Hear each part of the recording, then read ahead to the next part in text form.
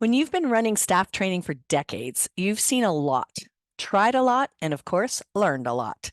Join us and our special guests, Chris and Al from TCAMP, as we share our best secrets, our practical tips, and stories. There are just so many. This is just part one.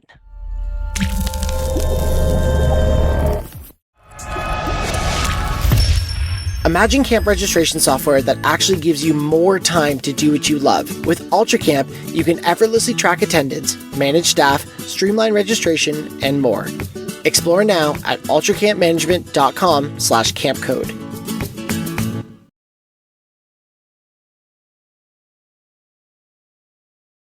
Welcome to Camp Code, a podcast brought to you by GoCamp Pro. After 10 years of podcasting, is there anything left to say? Absolutely. Because just like people grow and change, so does our industry. Each and every year, there are new challenges, new ways of handling situations, new advice from those doing the work, and new ideas to share. Our commitment to intentional leadership training has only grown stronger. So join us for season 11 of Camp Code as we once again do all we can to help you develop your very best ever leadership training. Well, welcome everyone. And before we dive into this all important and really fun topic, I'm super excited for this one. I would just like us to take a moment to introduce ourselves. And we're going to start with our very special guest. So, Chris, could we ask you to go first, please? Absolutely. Hello, everyone. My name is Chris. I use the pronouns he, him, his. And I'm one of the co-founders of TCAMP and one of the co-executive directors. And in the past year, I passed my 20-year at camp mark. So it was a big year to celebrate. And I did that celebration with my good friend Al, who is also on the podcast with us because we started in camping 20 years ago together. Amazing. Thank you. Well, there's your intro, Al. Let's go. Let's hear from you a little bit. Thanks, Chris. My name is Al, and my pronouns are they, them. I am the other co-executive director of TCAMP, and including celebrating 20 years of camp service and camp life with Chris this past summer, I also celebrated a monumental birthday in the same month. We turned 40 in December together. There's not a lot that Chris and I don't do at the same time. Amazing. Amazing. That's great. Thank you. And Gabrielle. Well, happy birthday to the both of you. My name's Gabrielle, and my pronouns are she, her, and I'm one of the camp directors at Camp Waro, which is an all-girls camp in the Laurentian Mountains of Quebec. And we work with our campers, creating a positive environment while doing that in French and English.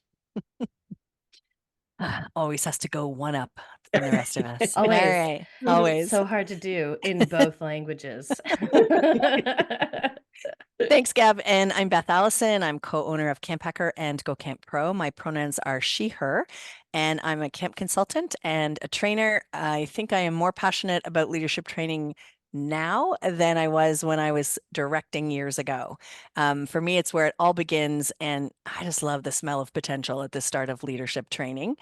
Before we jump into this conversation, could either one of you, our guests, please tell us a bit about TCAMP? Like what is it that organization does? Well, TCAMP has grown out of a training and consulting practice, I'll call it, that Chris had, that grew out of the need for creating inclusive and belonging spaces for trans folks. And so Chris identified that there was opportunity and need for that sort of support in the camp industry. And so TCAMP is the latest iteration of what Chris had already started through training and consulting, where we equip staff, leadership, and camps and youth serving organizations to be greater, safer spaces of belonging for campers of all gender identities and sexual orientations. Thank you for explaining, and thank you for doing that kind of work. We're all very grateful. We Very are much. so excited once again to have Chris join us to share some of his wisdom and experience with staff training, and also super thrilled to have Al join us for the first time. So welcome to you both. I can't wait to dive into this topic and hear all of those little moments of brilliance from them, and of course, our own Gabrielle. And as I mentioned, you're going to be hearing from some real veterans of staff training today. So we have all been running staff training for over 20 plus years, and we'd like to think we've seen it all. So today we want to share some of our best stories and important lessons. And we have so many of them that we're just going to do this in 2 episodes. So this is part 1. Mhm. So without further ado, let's jump in. So Chris, let's hear from you first. So when you're looking back over 20 years of training, what changes have you seen in staff or in training or in the process? Yeah, this was a really interesting first question for me because I think something came to me kind of immediately, which I don't know if it is like the exact most mind-blowing thing, but we don't do hazing anymore, right? And Mm-hmm. I think that Al and I joined camp at like this kind of weird time in the history of like camp hazing, and that we weren't doing it anymore, but we still were doing it, right? Like everything was consensually hazing, which is not consensually hazing. And I think that was one of the really interesting things that I think about when I think about staff training, because I think about when you think about that potential of staff training and you think about that clean slate, one of the most important things is that people understand the camp's traditions, right? Mm-hmm. And so hazing can be one of those initial traditions that people are introduced to, almost in a way to become part of the club or whatever it is. And I think at that point, we were still doing it because people were trying to figure out how they belong at camp. And obviously we came to know that it wasn't the right way to do it. But really kind of looking at the tradition piece of it, the next thing that came after that is like, okay, well, we're really not doing it anymore. What is the tradition that is still going to bring people into belonging at the beginning and outside of camp? Mm-hmm. And I think a lot of really neat things have come out of that, and the kind of the long history of the last 20 years of really thinking about traditions are an incredible important part of camp, right? And people really need to know what your camp traditions are, but we need to do that in a way that stands on our values as a camp, not just because it's the thing that's always been done. And I think that's one of the most interesting things to me about building that intentional community is how do we figure out who we are, what traditions are good, what we're keeping, how do we make sure people are acquainted with that pretty early on, and how do we use those traditions to bring people in, not push people out. So I think we're still figuring it out, but I think Mm-hmm. we've come a long way in that conversation from hazing to more intentional, impactful, values aligned tradition. Absolutely. I first was on staff in 1980. If you want to talk about hazing, that's a whole other episode. But yes, exactly. Oh, I love that. That's really, yes, thank you for that. Okay, Al, how about you? What changes have you noticed in the last Well, 20 years? well, I'll preface this by saying that I don't think this is across the board. I don't think this is true of every camp Hmm. everywhere, or even the camps that we've supported with trainings or policy work.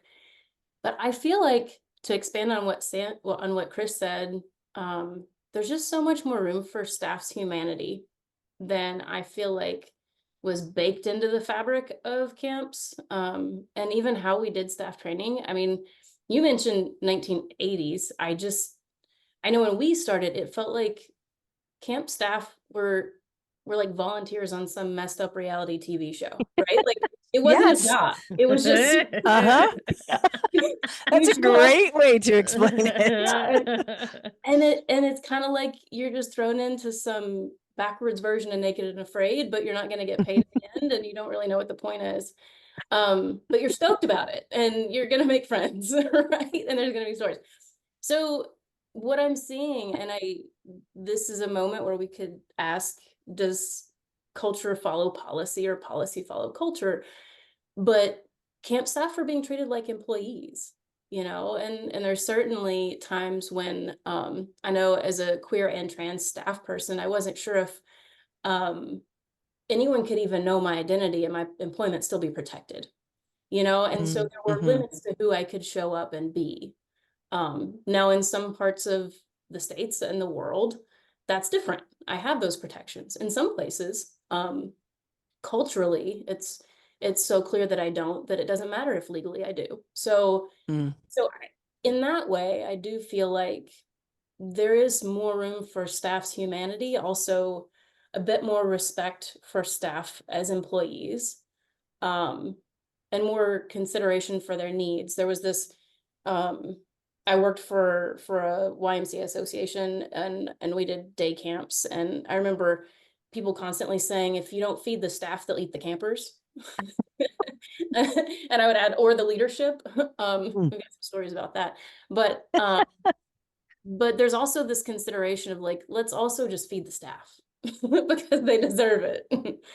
And so we also see more marginalized staff are holding leadership accountable for being Mm. for Mhm. creating safer spaces for them, for being more accountable to the practices they say they ought to have. And I think there's still not 100% sense of safety across the board, like I said, but I think there's more. That's, yeah, brilliant. You're a very smart person, Al. I should be in a podcast. Should have your own podcast. Yeah. Thank you for that. That's a great start from you. Thank you. Okay, Gab, what about you? Mhm. What changes have you noticed?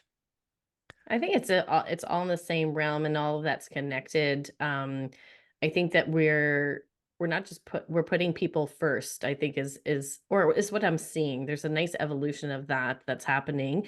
And I think that even with camp staff that I talk to and conferences that I go to, it seems like their motivation is very camper centric and it's very about the campers and what can we do not to just get their levels and activities or win in a certain game, but it truly is about their sense of belonging, their sense of discovery, and staff members trying to center those campers and also those staff members looking for training that's going to help them do that. And that not everybody fits in a specific type of box. And so how can we create a community that's elastic enough that allows for just the diverse beings that we have to experience, so I just even see programs evolving in a really wonderful way, so that everybody feels like they're part of it, and I think that is the coincident, at the end of the day, that is the camp magic, when you feel like you belong and you see that everybody feels like they belong, that's that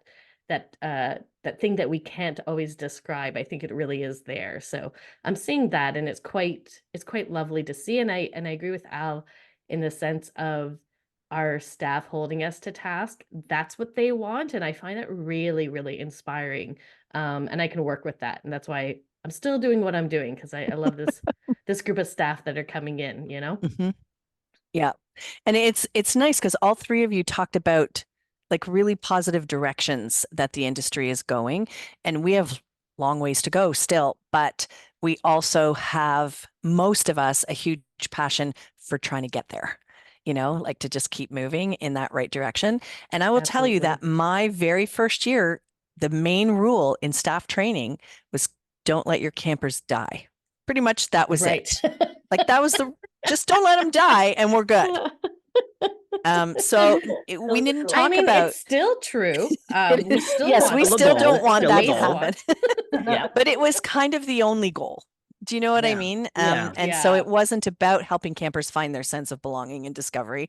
It was just, let's get them home into the parents' car still in one piece. Like that's really just, or at least have the cast somehow set by the time the parents arrive. Really, that was the rule. 1980s camping.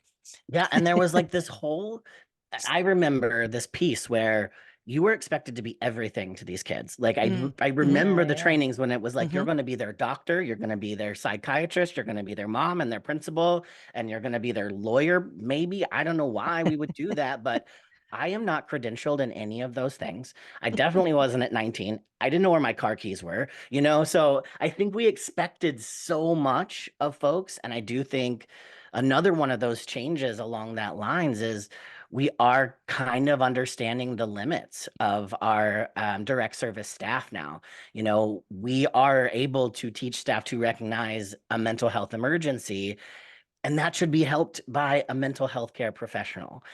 So I think Mm-hmm. that's one of the really neat things is happening as well is we're not living in little camp silos as much anymore. I think we could still open our silos a We little bit can't. more, right? Yeah. Yep. But at the same time, I think we are really starting to look at best practices. So we're not asking a 19-year-old to know how to, give care to somebody who's having a PTSD episode of something like that. Exactly. All right, we're going to stop for a break to hear from our sponsor. And when we come back, we'll share some more things about this, and we'll move on to a little bit of a different topic. So we'll be right back. For our Camp Code listeners, here's an exclusive offer to enhance staff retention year-round. Get UltraCamp's staff communication calendar with free customizable email templates at ultracampmanagement.com/campcode. Remember what drew you to the camp experience? UltraCamp knows it wasn't for paperwork. That's why they've crafted an all-in-one platform to streamline your program management. Say goodbye to the hassle of learning and managing multiple platforms to run your camp.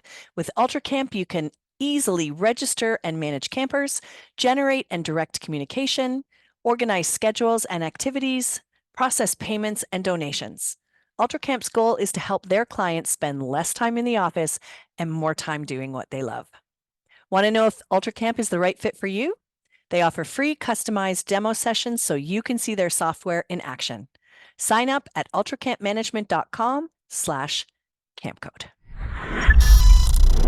All right, let's jump back in. So we've discussed just a few of the changes that we've witnessed over the 20 years in leadership training, but how about some of the lessons?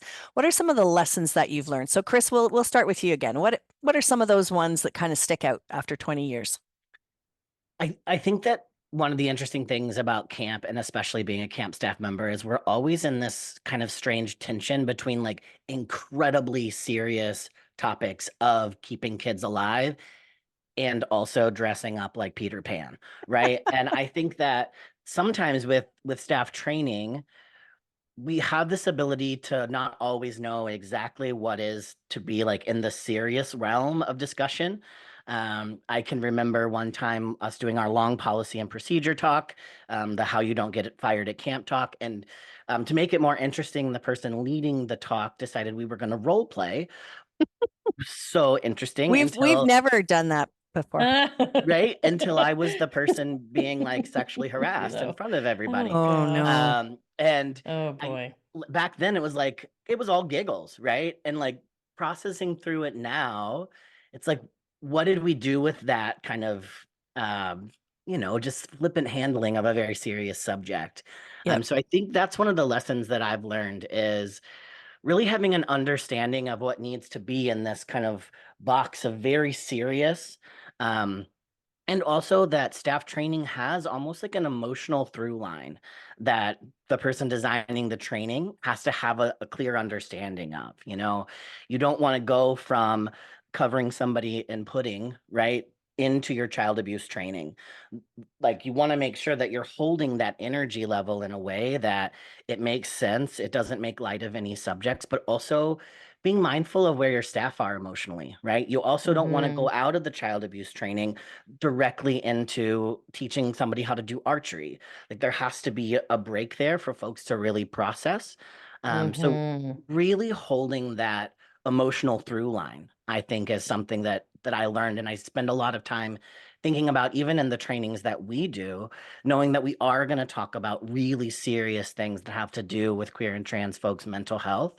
And we also want to make sure that we're holding space for the joy and truly mapping out the way that we're playing with those two things, not playing with them, but holding them in our trainings so that we start in a way that we deal with all of the hard pieces that we need to get across, but then it's up from there, right? Like we want to end in hope and in joy. And I think in like the meta way, that's important for the whole of your staff training schedule.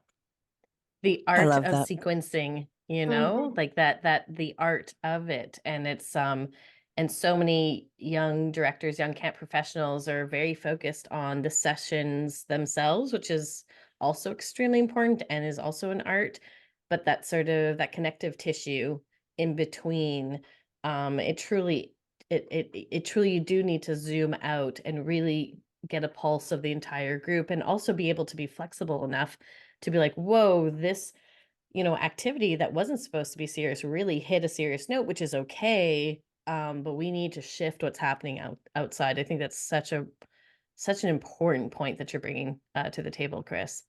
Hmm. And the idea that you're just trying to get it all in and cram it and do all of that is those days are over. It's not something we can do anymore. And I used Some to, but a long, long time ago. It was like, let's just get her in. I know Um, there's some people listening being like, right, we don't do that anymore. Okay, cool. Yes, You don't me get bonus neither. points for how many words you say in staff training. right, exactly. It's okay. Excellent points, Gets really excellent. Okay, Al, what about you? Lessons learned.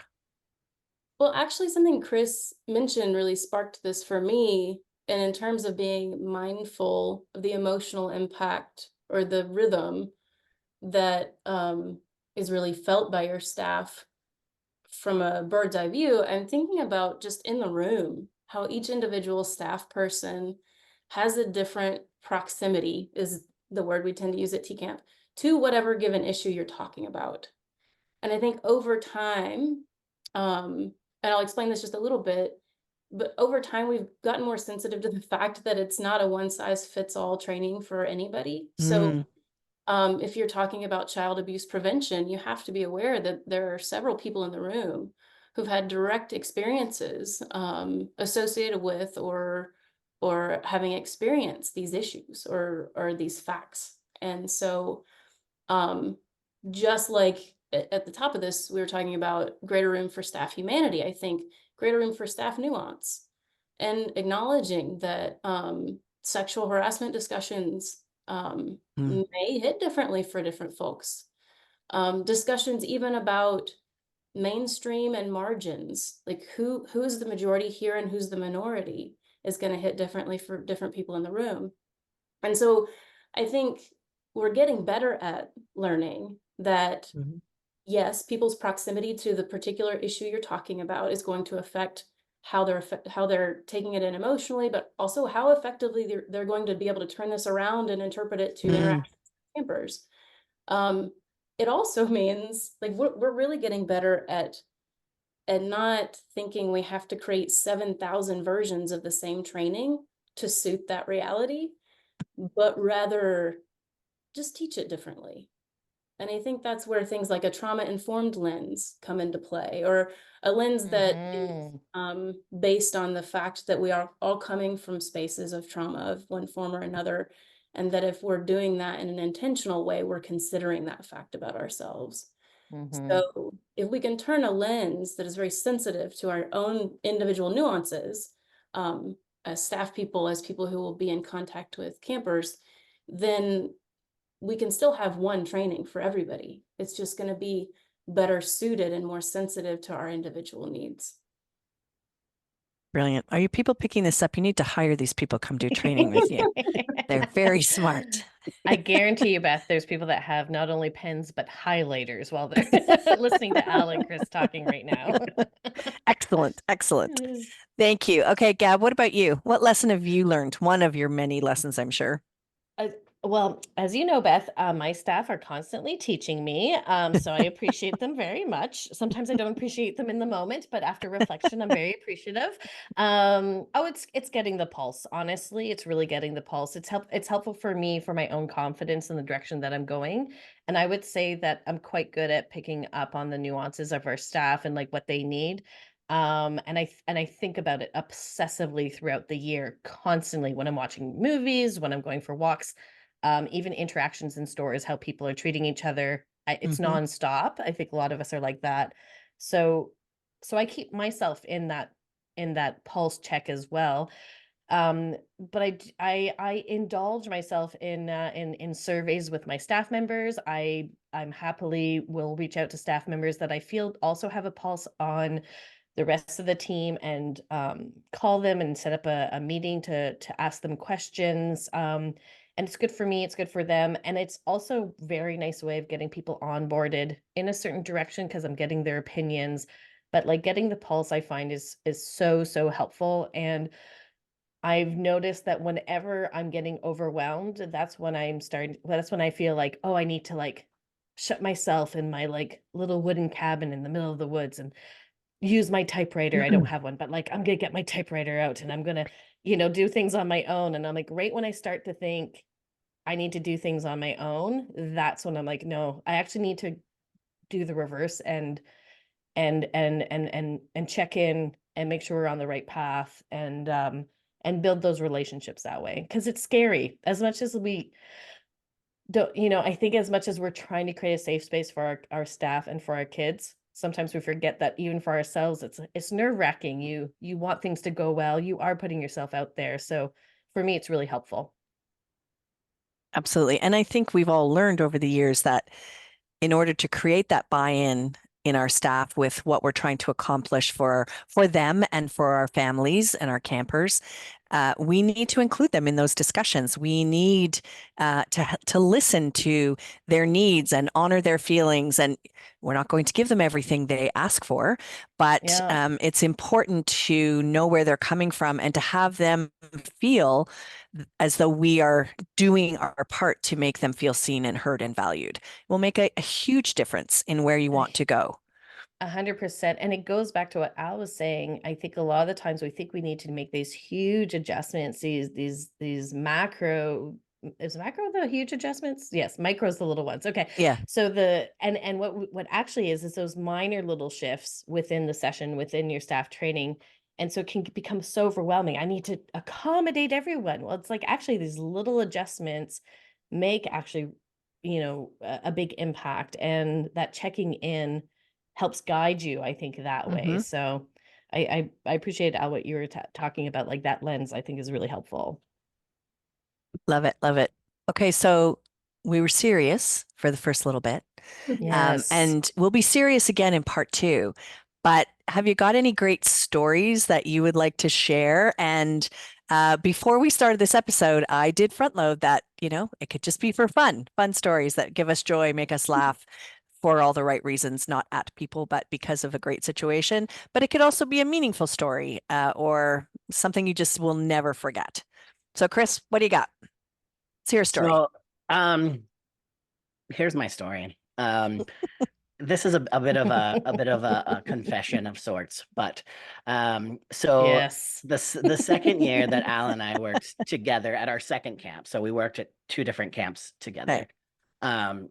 There was a conflict that arose, and I'm going to tell you about the conflict. Really? Because I've never had conflicts at Nope. camp before. They never happen.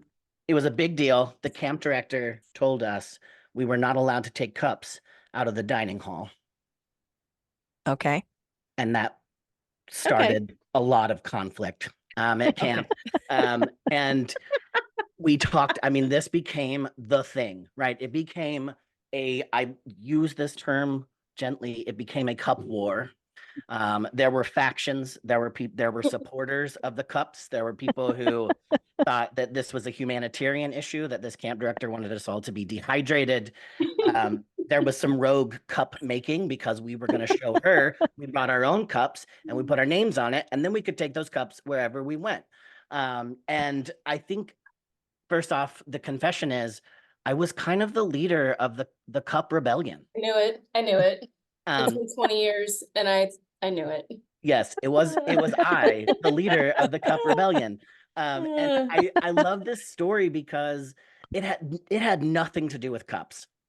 There was no part of that actually had to do with cups, right? Like we all had water bottles. They got us water bottles. They bought us water bottles, and we're still mad about cups. The thing was, we kept leaving the cups everywhere, and we were running out of cups in the dining hall. That's where the whole thing came from. But when you have people during staff training who are overworked, who are not being fed, either emotionally or physically, who just we're trying to figure out each other and we're not having space to be social. That's what that was really about. And of course, as we know, that's one small, tiny seed of conflict that grew into a tornado. And years later, I am almost positive that camp director has no idea. that one statement, because I don't think it ever got back to her how upset we were about this thing. Because it was more in the joy of like the scuffle, right? Everybody's kind of like hopping in, but I will tell you, I don't remember anything else about that staff training. You know, like I think that Yep. people get so embedded in whatever the thing is Yep. that they forget that they're actually there to learn. And so that's one of my favorite stories. Number one, because I think it shows that everybody can be the leader of the Cup Rebellion at any point, you know, given the right. I'm not a leader of a rebellion in general. But also like, You what are kind the of other are, though. factors? Right. I was gonna say, not much has changed. I disagree about, yeah, you Well, It's a my great purpose is rebellion much that richer. you're it's fighting now. wonderful. It's an Yeah, amazing yeah. rebellion, but I think you are the leader of a rebellion. I'll take that. And I'll it take that. all started with cups. Yes, exactly. I learned how to communicate my needs through the Cup Rebellion. Yeah.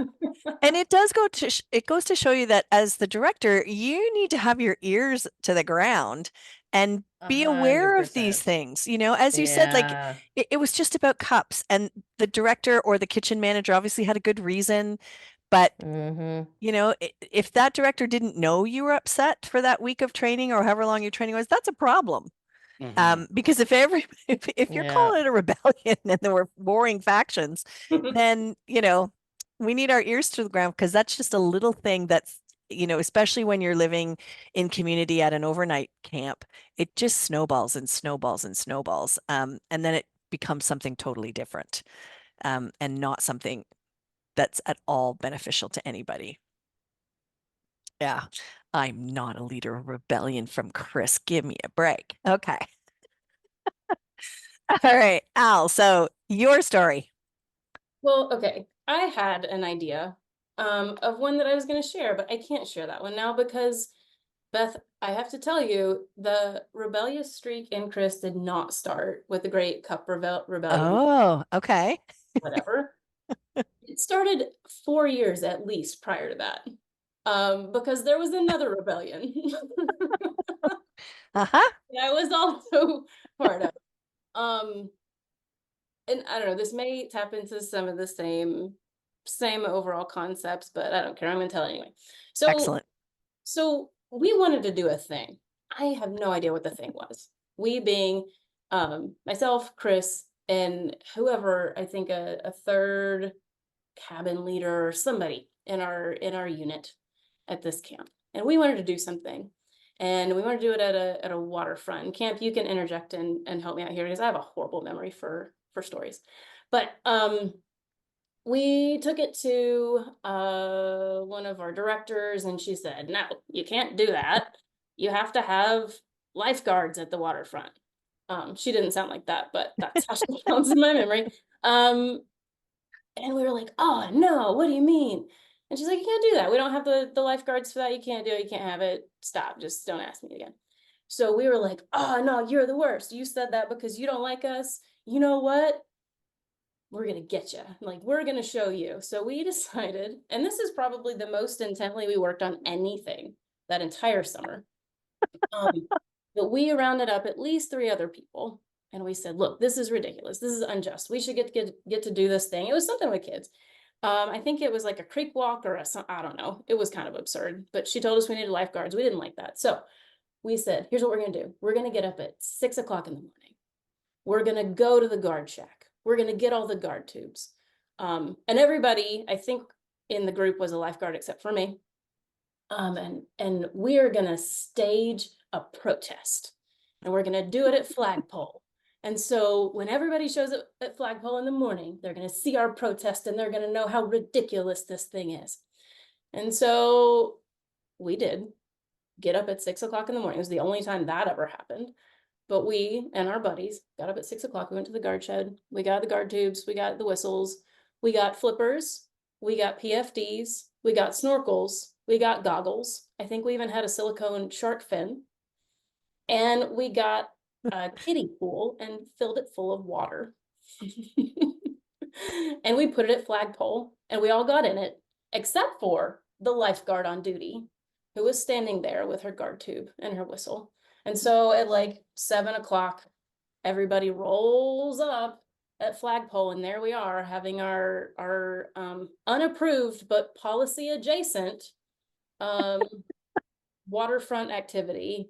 And so that was our protest demonstration, I guess you would call it. So anyway, we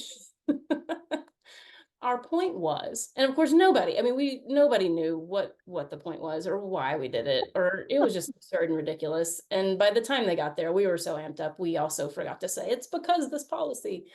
But it's this moment of like, okay, you're right.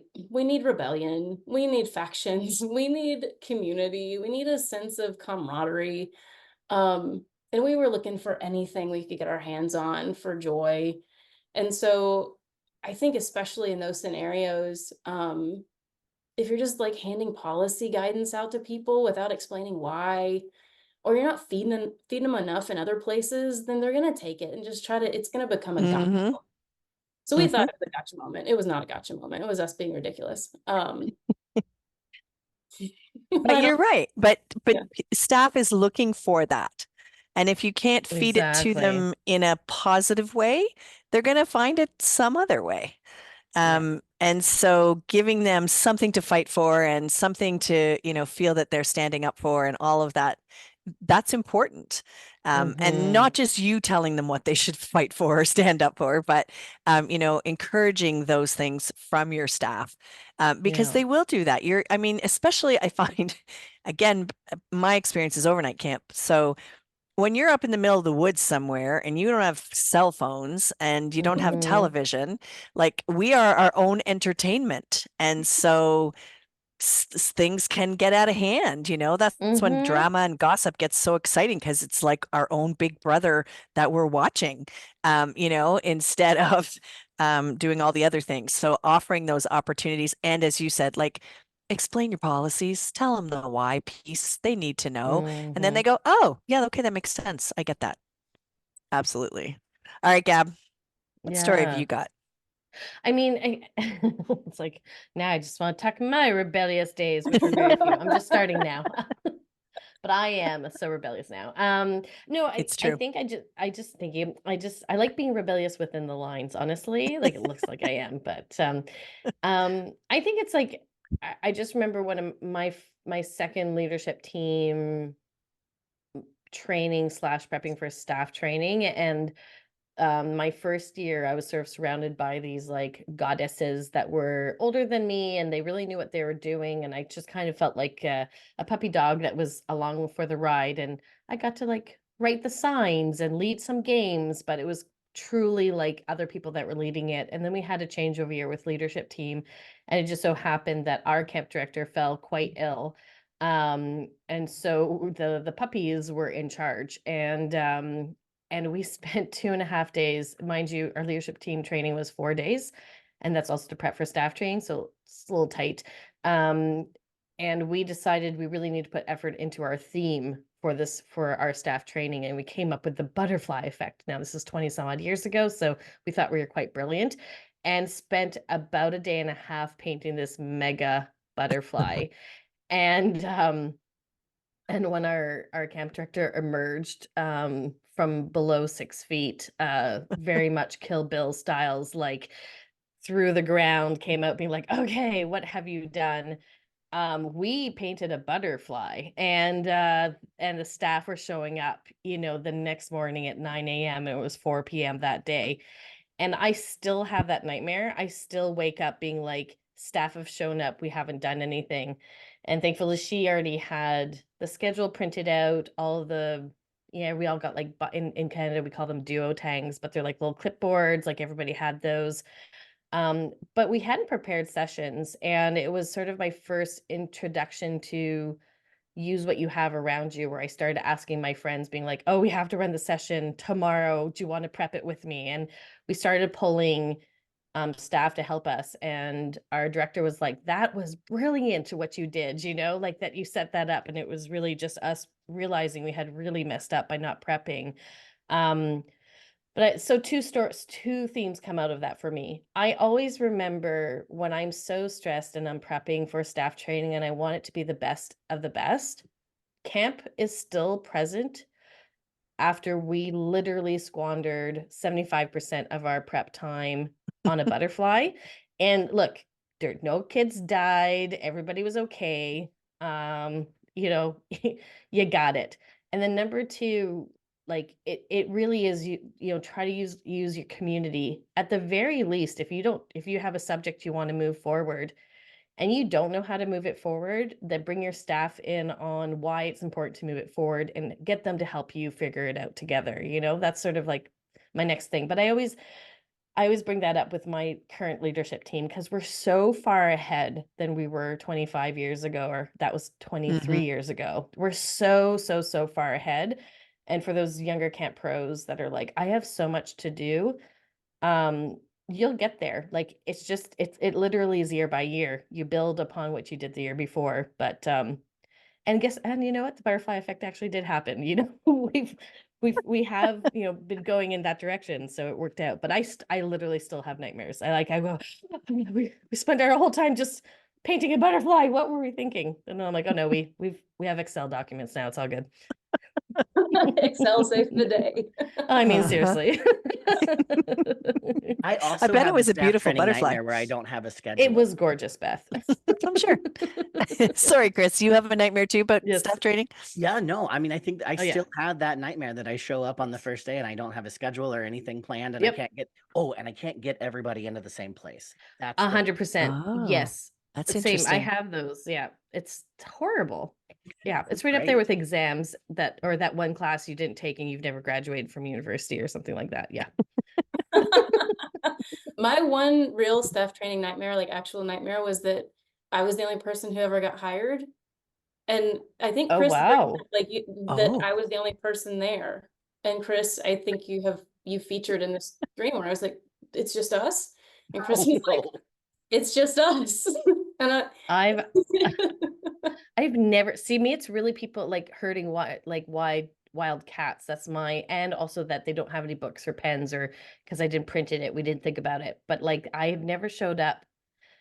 Thanks a lot, Al. Now I've got a new nightmare. just a little fuel for your fears. Great. On that note, we have arrived at the time of our podcast where we do a little bit of a recap. You ready to recap us, Gab? Just a little bit? Yes, I am. I am a little bit ready to recap us. Okay, perfect. Recap. Okay. Bon, where did we start off? How far we have come. Did you know in the 80s our goal was to not to let them die? It's still true today, but our shifts have altered a little bit, such as we're starting to understand people's limits and, like, you know, not just understand it, but maybe put up a framework around it to help support our staff members. Are not the therapists, parents, best friends, sisters, lawyers, even plumbers. We need to get people to help support our staff. Listen, they're young emerging adults. They're great, but they still need that help and support. We're also trying to make some elasticity for humanity, and that involves everyone. And you know what? Our staff members are also trying to help us remain accountable for our communities. Some people see it as threatening. Sometimes it's a little overwhelming in the moment, but at least we're working for people that are excited about that. Now, some of the things that we're trying to do right now to help support that is, guess what, everybody? We need to have a balance between Peter Pan and the ultimate adult. And that comes with, you know, having an emotional through line or being an artist at sequencing. And when we're sequencing things, you know, we're looking at through a lens, like how do we have everybody included without doing huge macro shifts, and look at those little shifts that makes everybody feel like, hey, I feel seen, I feel heard, and I get to contribute within that community. And speaking of community, we want to check in with that pulse. It's not just great for them, but it's also great for us. Lastly, but not least, if you want to learn how to be a rebel, and rebels are important in moving society forward, I would suggest to apply at our beautiful TQAMP for this summer. That was And artful.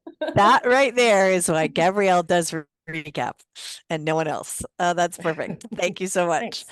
Thanks.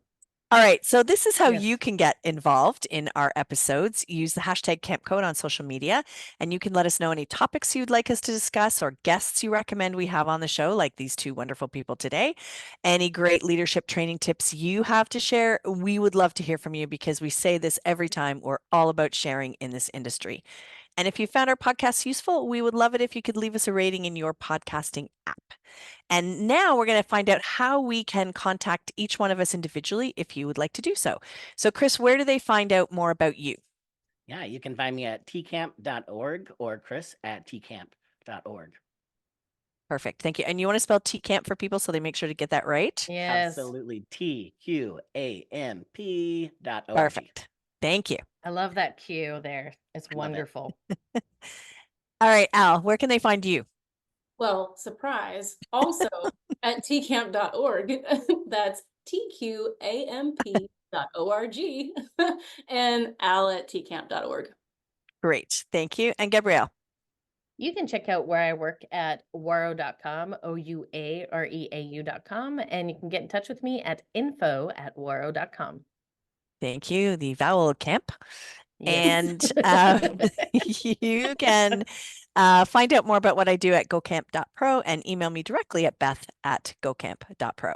So our next podcast, and we've already alluded to this, is going to be what we've learned in over 20 years of staff training, part 2. Our final segment on each podcast, of course, is a best practice for leadership training, and we would love to hear your memorable moments or your most effective tips. And again, you can tell us what they are using that hashtag camp code. And today we're going to find out what Chris has to share with us. So a piece of advice that's just your doesn't have to be your best, but one of, because I'm sure you have many. I would say one of the most important things that you can do is know what you're going to do first at staff training and be so clear and intentional about that first hour, that first 2 hours. And I think the reason this is it's going to tone set for your entire staff training. And if you do it really smart, you can also have people reflect on their own feelings of nervousness, anxiety in a way that builds empathy with campers for their first couple of hours at camp. My very favorite first day of staff training, everybody put their stuff in their cabins. They moved in, and we went straight to the Teams course, and we did a Teams event together as a staff. I learned more about that staff in the first hour that they were there than almost any other staff I ever worked with. And it really did tone set for the entire summer, how we were going to work together, how we were going to work together as far as, accomplishing the goal, how we were going to power share. And that is certainly one of my favorite summers that I ever worked at camp. Amazing. Thank you.